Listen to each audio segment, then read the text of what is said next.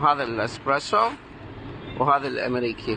The first step in making a great cup of espresso is to start with freshly roasted and ground coffee beans. The coffee is then tamped down firmly into the portafilter, creating a compact puck that will allow for optimal extraction. The portafilter is attached to the espresso machine and the barista will begin the extraction process.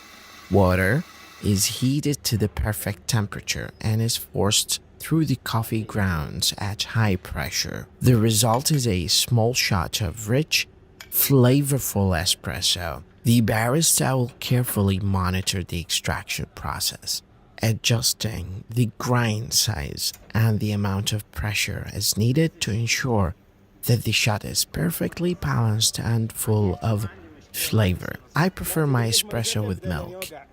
The barista can also create a delicious latte or cappuccino for you, using perfectly frothed milk to create a creamy and luxurious drink. No matter how you take your espresso, the barista at the station cafeteria in Baghdad will have the skill and expertise to make you a cup of coffee that will leave you feeling satisfied and energized, just like the way I am now when I'm taking it from the hands of the barista. Thank you very much. The best barista